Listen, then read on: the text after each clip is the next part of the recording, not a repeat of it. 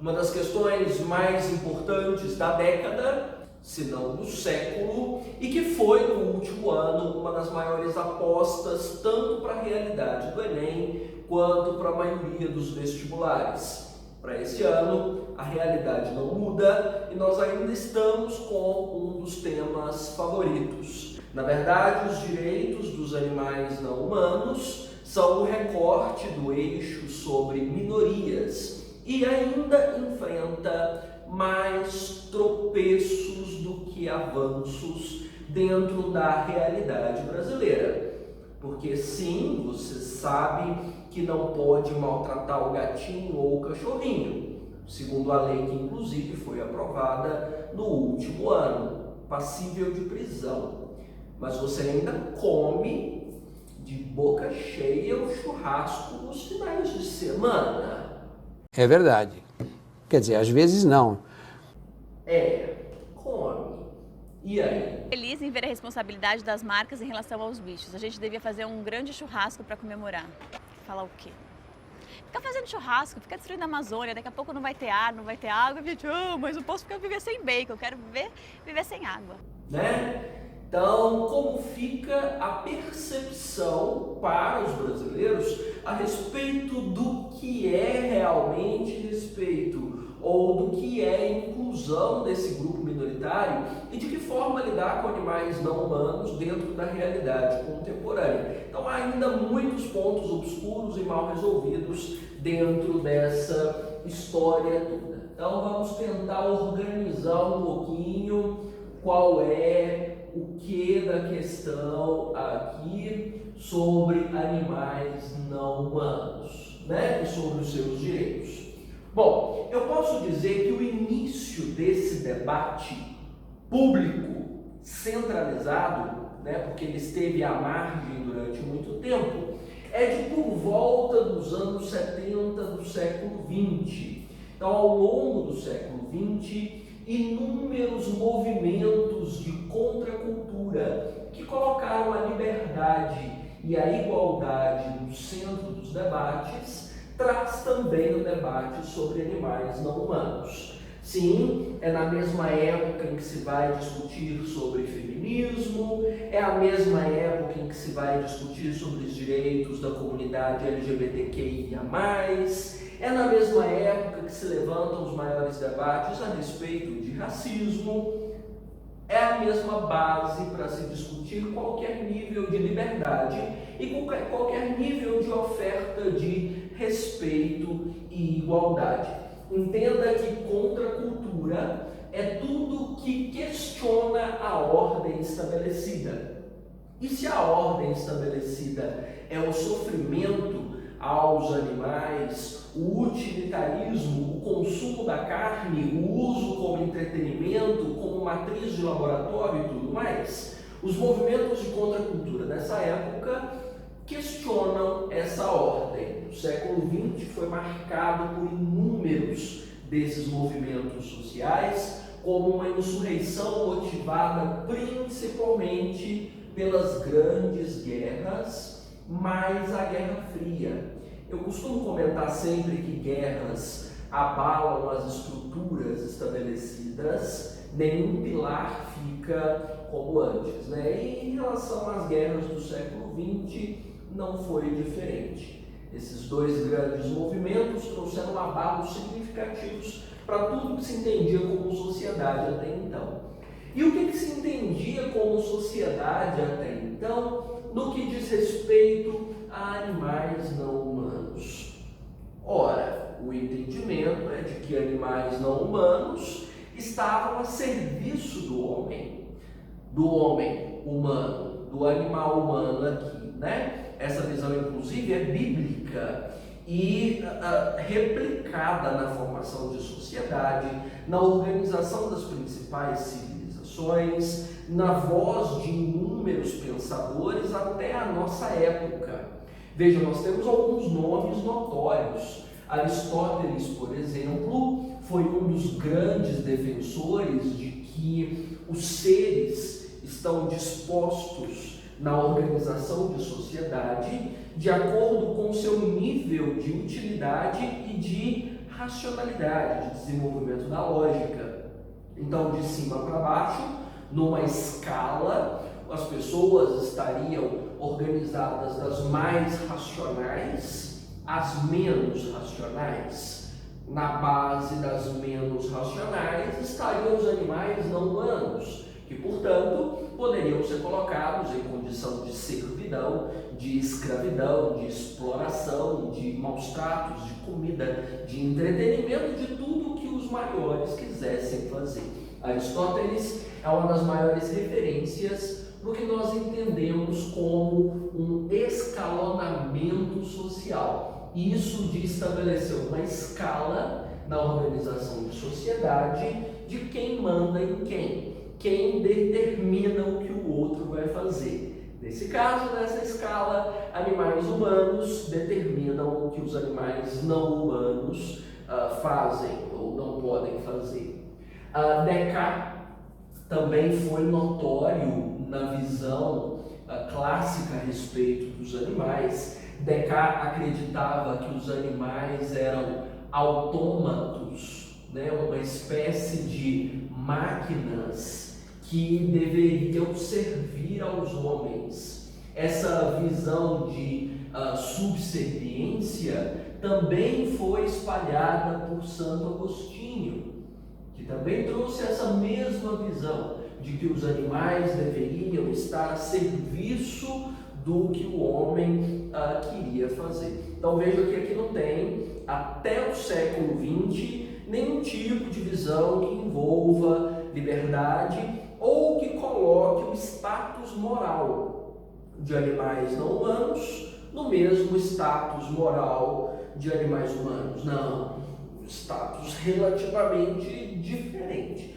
e um nível de exploração substancial, né? O que muda dentro desses movimentos de contracultura sobre esse olhar da escala, sobre a visão do animal como autômato, ou nessa visão que o Santo Agostinho traz de subserviência, do animal estar a serviço do homem. Bem, aqui vieram vários questionamentos dentro da ética, principalmente.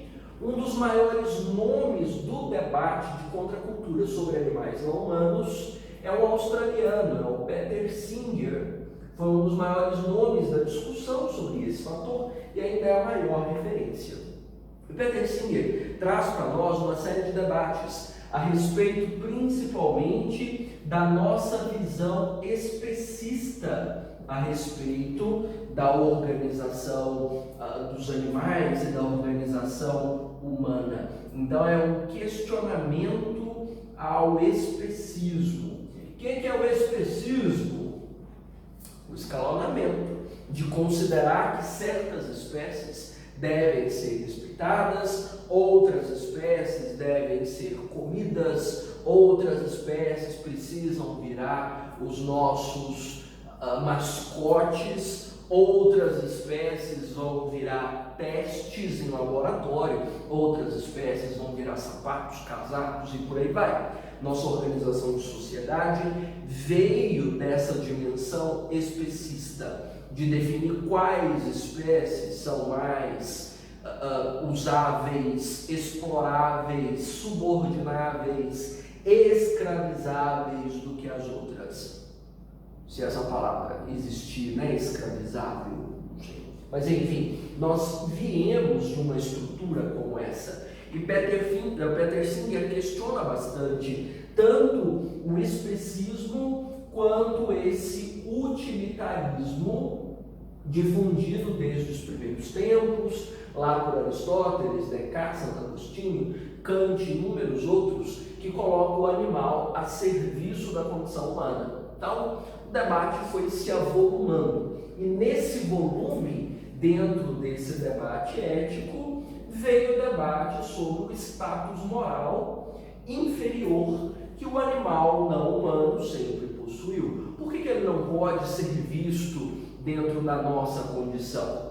Por que o status de moralidade, de liberdade, de igualdade, para ele é diferente do nosso? Então, esse debate que o Peter Singer e inúmeros outros ativistas levantaram ao longo do século XX culminaram na realidade que nós temos hoje de defesa, de tentativa de humanização do tratamento, levou a Declaração Universal dos Direitos dos Animais em 78 pela ONU, enfim, os debates têm evoluído desde então.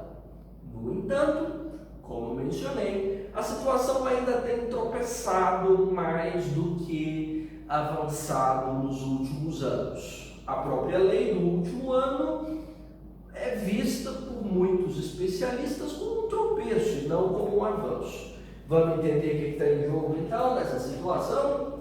Bom, um dos primeiros problemas associados a esse debate até hoje é ainda o especismo no nosso olhar sobre a condição animal, ou a condição do animal não humano. Porque veja, dentro da nossa própria defesa a respeito dos direitos desses animais, do respeito da integridade física, da redução do sofrimento e tudo mais, não há uma distribuição equânime desses direitos. Nós defendemos e nos indignamos, inclusive, com a realidade de alguns animais, não de todos. Dentro desse especismo, existem dois fatores que para nós são bastante relevantes. O primeiro fator é ainda uma moral estética, né? Hegel fala bastante sobre essa moral estética, que define a nossa defesa, o nosso acolhimento ou nossa sensibilidade pela aparência do bichinho, né? Convenhamos. Então, falar de direitos de cães e gatos, por exemplo, é muito diferente de falar, por exemplo, dos direitos dos ratos, dos pombos ou das baratas. Todos são animais. Segundo Darwin, não existe qualquer tipo de escala, como Aristóteles define, porque nós estamos dentro de um contínuo de vida. Inclusive, acho que isso é uma informação relevante para eu colocar aqui para você, porque Aristóteles foi derrubado, foi pisoteado, foi completamente refutado dentro dessa visão aqui pela evolução da teoria darwinista. Então, contra essa visão aristotélica, nós temos nosso queridíssimo Charles Darwin sobre esse contínuo de vida. Então, M aqui, por favor. Contínuo de vida. Ou seja, não existe diferença nenhuma entre a minha condição e a condição da barata, do porco ou da vaca. Todos nós estamos num ciclo de evolução. Ok? Não tem diferença, não tem escala, né? Portanto, não deveria haver especismo. No entanto, o nosso olhar ainda segrega pela estética. Nós adoramos ver bichinhos fofos em vídeos virais na internet. Olha que nos primórdios da internet, lá nos anos 80, 90, isso já era comum, você receber por e-mail vídeos de bichinho. Hoje estão nos rios, está no TikTok, está no YouTube, está por toda parte.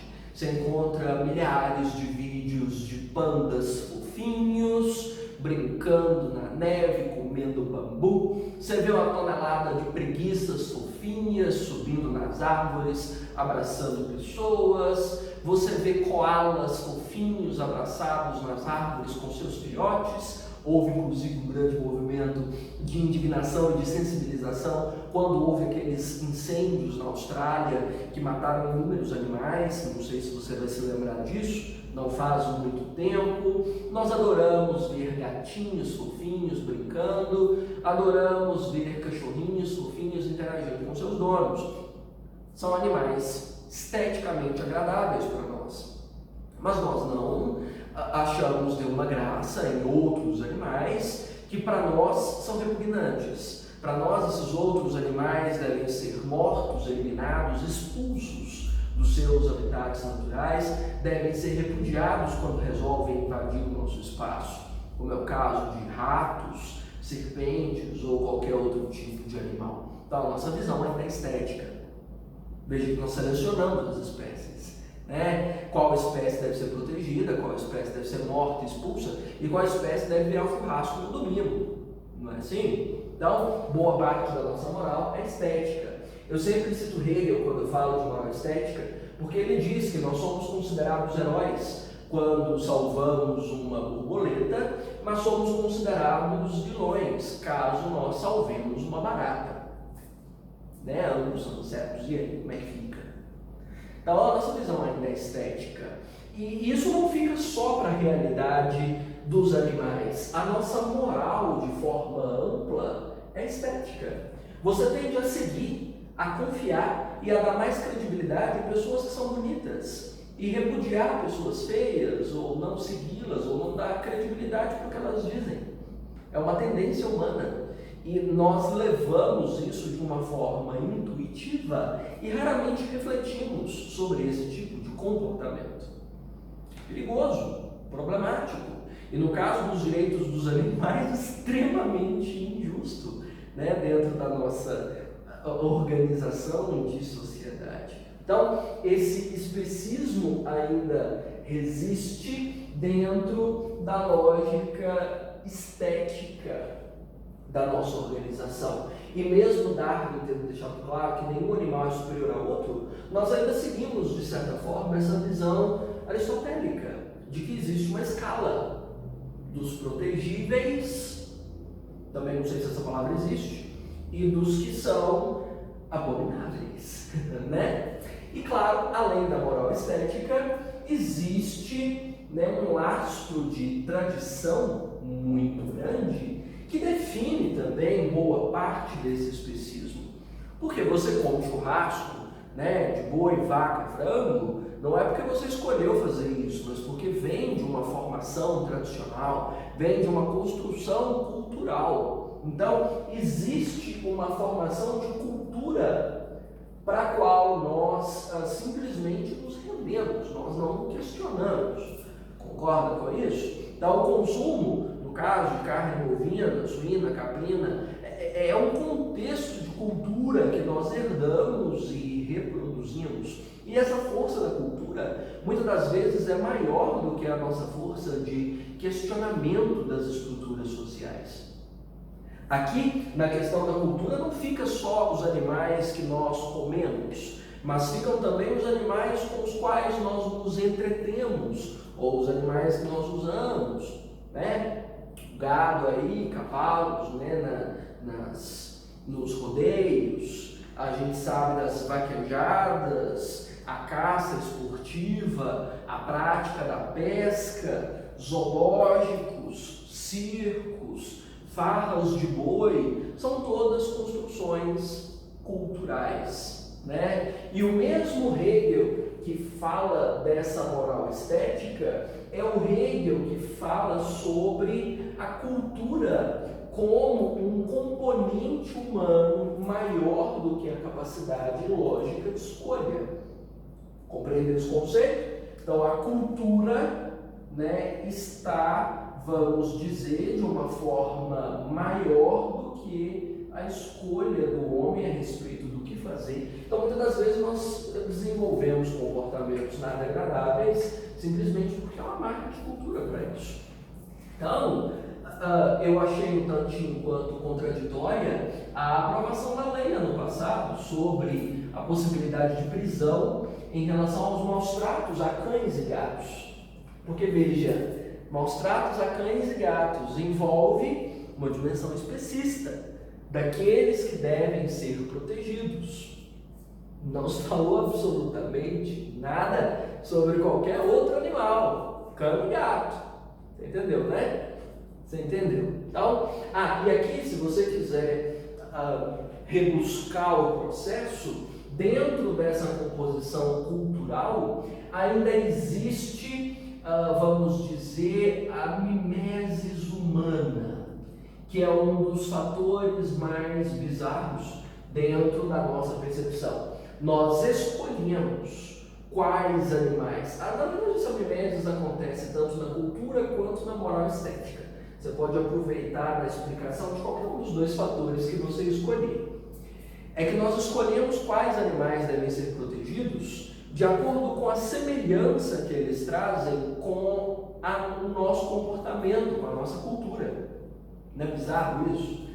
Cães e gatos trazem traços de comportamento, de expressão e de reação que são semelhantes à formação humana. Portanto, nós acreditamos que eles devam ser mais protegidos. E isso causa mais sensibilidade na nossa percepção sobre a existência deles. Porcos já não têm tanta semelhança assim. Peixes, menos ainda. Vaca é um bicho meio assim, indiferente, né? Tá lá, pasto, não te dá muita bola, não reage muito, então isso não cria empatia. Então essa mimesis humana está associada a um fator de empatia, essa imitação, né, do comportamento humano. Eu ia usar aqui uma aproximação com a desumanização das minorias da Hannah Arendt, mas eu acho que é uma viagem muito grande. Acho que eu não devo. Fica só como uma característica para você usar, certo? Então, essa semelhança com o comportamento humano é um dos fatores quase sempre escolhidos na questão tanto estética quanto no desenvolvimento da cultura ou da tradição.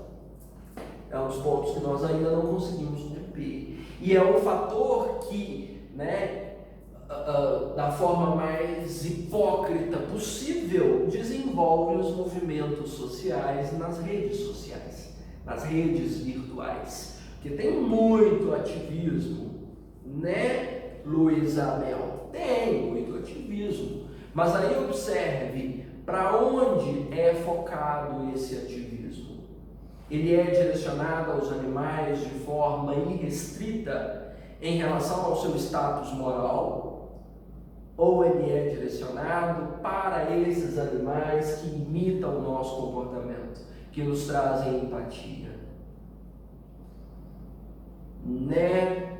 Você não vê as pessoas brigando para que os ratinhos de laboratório sejam salvos, mas você vê as pessoas brigando para que os cães sejam salvos nos canis. Você está me entendendo a diferença? Né? Tem uma diferença substancial aqui. Então, essa resistência do estoicismo ainda é um fator que impede que essa luta pelos direitos dos animais avance de forma, vamos dizer, equilibrada. Outro fator grave, que eu considero até mais sério do que esse, é o espelhamento das nossas violências. Olha, nós somos uma sociedade intrinsecamente violenta, né? Nós somos violentos em relação a tudo. Nós somos violentos com hate na internet, nós somos violentos com as pessoas diferentes da nossa percepção de mundo, nós somos violentos com os animais. A nossa violência é uma patologia social ainda não tratada. Então, digamos que os maus tratos aos animais não são um tipo de violência específica, mas uma consequência dessas violências maiores, patológicas, não tratadas, institucionalizadas, que infelizmente também recaem sobre animais. Então, nós maltratamos a tudo e a todos, e estamos tentando tratar essas violências de forma isolada, quando na verdade elas são uma realidade maior para a nossa condição humana. Infelizmente, a violência foi para a sociedade em que nós estamos institucionalizada. O que significa dizer isso?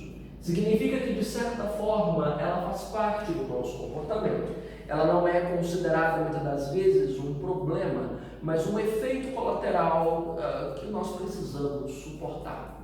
Eu posso associar isso a dois campos teóricos diferentes, aí você escolhe qual você prefere. Eu acredito que a velha banalidade do mal, sobre a qual Hannah Arendt discute, seja uma das referências mais fáceis e mais práticas para esse assunto aqui. Que Hannah Arendt comenta? Hannah Arendt comenta que muitas das vezes na verdade, a discussão da Hannah Arendt é muito parecida com essa matriz hegeliana que eu coloquei aqui atrás. Ela diz que muitas das nossas ações cruéis, violentas, brutais, não são escolhas individuais, mas são vivências que estão associadas à formação da política, à formação dos valores de uma época, dos valores de uma cultura, e não é possível que o indivíduo se diferencie disso por conta própria. Então a violência, a brutalidade não é percebida por ele como um mal, porque ela foi institucionalizada. Então nós não conseguimos perceber que o confinamento, por exemplo, de uma porca de cria por 4 meses de engorda dentro de uma pocilga minúscula em que ela mal consegue se levantar, né, e ela precisa parir inúmeras vezes, quanto mais melhor nesse período, nós não conseguimos enxergar que isso seja uma violência brutal. Nós não conseguimos enxergar que as coxias do gado, ou mesmo as gaiolas minúsculas para as galinhas e a engorda em tempo recorde, com hormônio, excesso de comida e tudo mais, que isso sejam realidades brutais, que isso seja uma realidade cruel. Porque isso veio para a nossa formação de cultura. Eu digo por mim, veja, eu tive parte da minha infância nas fazendas com cria de gado, e eu acompanhei e ajudei inúmeras vezes a abater o gado, tanto o gado bovino quanto o gado suíno, e não consegui ver, eu tenho dificuldades até hoje de reconhecer que aquele abate quase artesanal nas fazendas é uma forma de crueldade. É um abate que eu, enquanto criança, ainda conseguia fazer ou ajudar meus avós a fazer. Por que eu não consigo reconhecer? Porque veio da formação que eu tive dentro da instituição que eu estava. Então a instituição familiar trouxe isso, era natural ou fazer isso em casa da fazenda ou levar para os matadouros, e não tinha nisso um grave problema, porque ninguém se chocava com esses atos. Ninguém se incomodava com a execução desses animais. Então, foi naturalizado. É naturalizável. Violências podem ser naturalizadas. Podem não, elas são naturalizadas. Então, para mim hoje, depois dessas vivências, entender, estranhar essas realidades, para compreendê-las como absurdas, é uma dificuldade imensa, porque eu vim delas. Eu nasci desse meio, então foi institucionalizado, foi banalizado para mim, porque fez parte da cultura, fez parte da época. Fica claro para você? Você pode usar como matriz também a ideia do mal radical, que é muito próxima da noção da banalidade do mal e que se encaixa com precisão aqui dentro também. A ideia do mal radical é do Kant e trata principalmente da evolução gradual das violências, sem que nós percebamos que elas sejam tão graves assim. Então, muitas das vezes, nós não conseguimos notar que nós chegamos a níveis tão elevados de brutalidade e de violência, porque ela não acontece da noite para o dia grave assim. Ela evolui, ela cresce aos pouquinhos. Ela vai, no caso de uma brincadeira com o cachorro, com a qual todos os vizinhos riem, até uma brutalidade que pode matá-lo, que pode machucá-lo, que pode aleijá-lo para sempre. É gradual. O fato de as violências evoluírem gradualmente, gota a gota por dia, faz com que elas não sejam percebidas como tão graves assim. Então, nós nos acostumamos com essas violências. E o processo começado no século XX, que é praticamente ontem, né, do ponto de vista estético, tenta trazer esse estranhamento para realidades que para nós são tão cruéis, são tão normais. Você não vai à churrascaria pensando, coitadas das 1000 vacas que foram mortas. Você não come um coraçãozinho de galinha pensando, meu Deus, essa galinha sofreu um absurdo para render só um coração no meu prato. Tem 20 corações no meu prato, 20 galinhas mortas. Você não pensa isso, porque você não vem de um contexto em que isso seja questionado. Você vem de um contexto em que isso foi banalizado, que isso foi normalizado. E essas violências foram normalizadas tão gradualmente que você nem percebeu que eram violências. Então, o fato de nós sairmos de uma sociedade violenta torna esse debate muito mais complicado, muito mais difícil hoje. Bom, outro fator grave, difícil também de resolver, né, nesse caos todo, é a questão da liberdade. Porque eu, você e a maioria dos leigos discutindo direitos dos animais não consegue colocar no debate a questão da liberdade do animal. Você vê a ideia, talvez, da humanização, mas a liberdade não. Te dou inúmeros exemplos. Você acha que o cãozinho deve ser bem tratado, mas você não vai abrir mão de ter um cãozinho preso, escravizado, respondendo aos seus desejos dentro da sua casa. Você acredita que a cria dos animais não precisa ser tão cruel como eu exemplifiquei da pocilga ali, da porca criada por 4 meses para render inúmeros leitõezinhos e tudo mais. Porém, você ainda acredita que a porca tem que ser criada porque você não abre mão do seu bacon, né? Não. Ela vai ser presa ainda. Talvez ela possa ser presa um pouco mais feliz, mas ela ainda vai ser presa. Você concorda que os passarinhos não devam ser vítimas de maus tratos, ficar sem comida e tudo mais. Porém, você não está abrindo as gaiolas e libertando os bichinhos, não é mesmo? Porque provavelmente você tem um tio ou um avô em alguma parte por aí que tem centenas de gaiolas em casa criando pássaros presos. Ou seja, a senhora que tem o cachorro em casa é uma bela de uma escravocrata e não reconhece o status em que você está. Não é não? Porque você está aprendendo, você está escravizando. Humanizar esses animais ou mantê-los dentro da sua vontade, dos seus gostos, dos seus desejos, adestra você para que você responda ao que o seu dono faz. Você não tem um dono, né? Então a nossa luta por liberdade alcança todas as minorias, não de animais não humanos. Você está entendendo? Então nós temos aqui, um desafio absurdo, né? Ah, mas são animais irracionais. Bom, a questão da irracionalidade já foi jogada por terra. Nós já sabemos da senciência, da sensibilidade, da capacidade de sentir dor, de sentir prazer, né? Isso aí, Bentham é um dos maiores precursores do debate sobre a senciência. Então isso aí você não precisa ver. Ah, mas ele não é capaz de discernir. Bom, um cavalo, um cachorro, um porco tem mais inteligência e capacidade de discernimento do que uma criança de 1 ano. Tem. E aí? Como é que fica? Você está entendendo?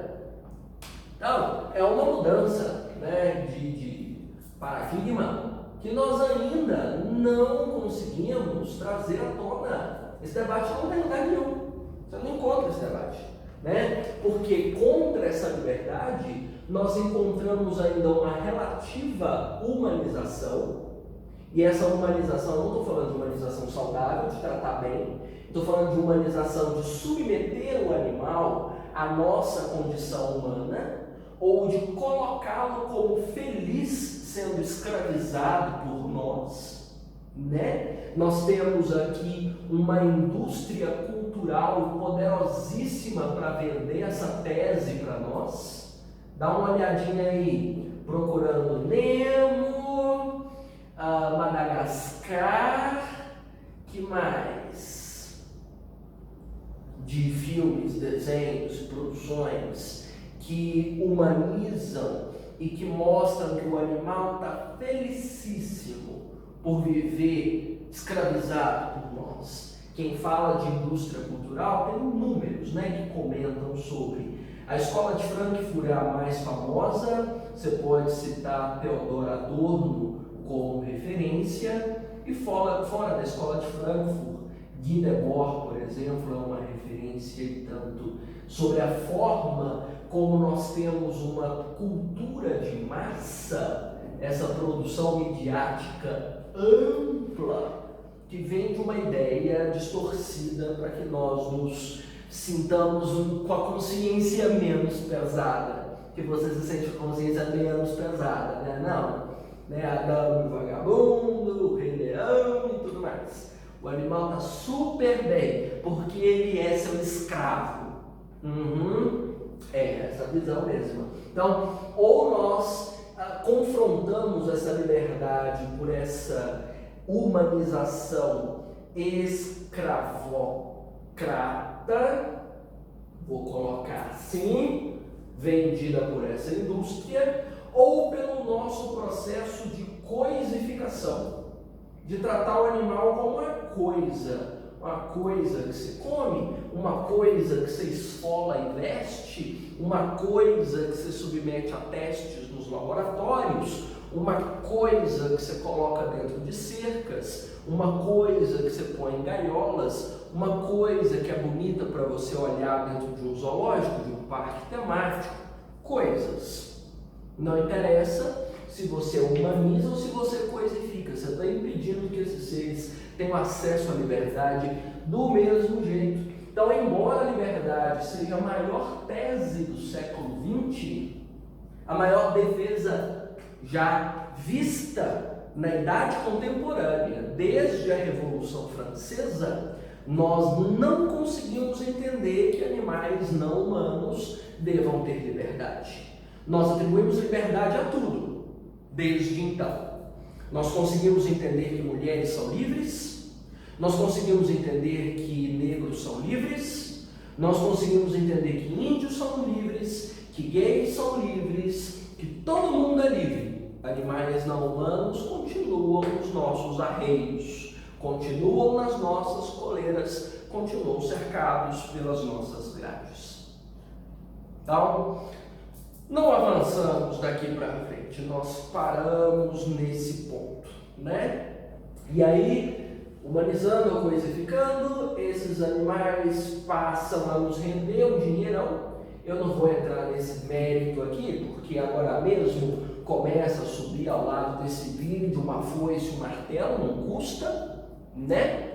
Para discutir que nós capitalizamos o animal. Ou nós compramos o cachorro de raça, ou nós compramos os cavalos manga larga, ou nós compramos casacos, sapatos, bolsas, ou nós compramos pratos de luxo dos restaurantes. Nós pagamos, os animais se tornam mercadoria. Então, não houve muita evolução real desde Descartes. Não houve muita evolução real desde Aristóteles. Embora o debate tenha crescido, a prática não acompanhou.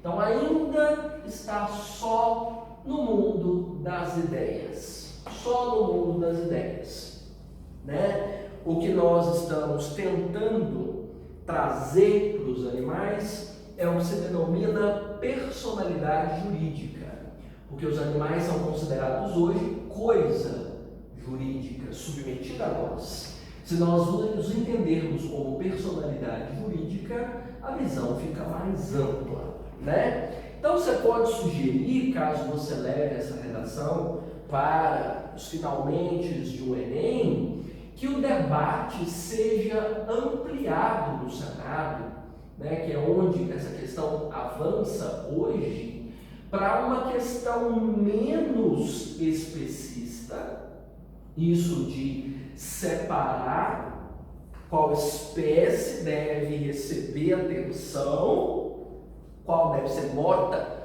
pelo nosso prazer, né? E, claro, mais libertário, para evoluir a nossa percepção, para que animais não sejam nossos escravos, para que nós finalmente deixemos de ser uma sociedade escravocrata violenta, que é o que nós temos hoje, né? Então, como você faz isso? Leitura. Sugira que referências como de Peter Singer, como eu sugeri, do Benjamin Bentham, entrem no rol das análises dentro da construção desses projetos de lei, para que haja mais esclarecimento de como fazer, para que nós avancemos, porque isso aqui parte de uma questão maior dentro do Congresso para a definição das nossas leis, para depois chegar à população e a um debate mais esclarecido entre nós, para que a gente avalie se o nosso prazer de comer um churrasquinho no domingo é maior ou compensa o sofrimento, né, infligido sobre um animal para que isso aconteça para nós. Essa balança ética precisa acontecer, esse debate moral precisa evoluir, para nós conseguirmos pensar o que pesa mais. O nosso prazer vale mais do que o sofrimento do animal? É isso? É isso mesmo que eu estou entendendo? Vale a pena trazer crueldade para alimentar os nossos desejos? O debate é profundo nesse campo, né? Então, a partir disso, é possível que nós cheguemos a um projeto de lei mais claro, que inclusive traga esse debate para dentro das escolas, das universidades e principalmente para a economia do país, que ainda usa e abusa dentro da sua dinâmica de mercado da matriz animal, da matéria-prima animal, né? Pele, carne, alma, sofrimento.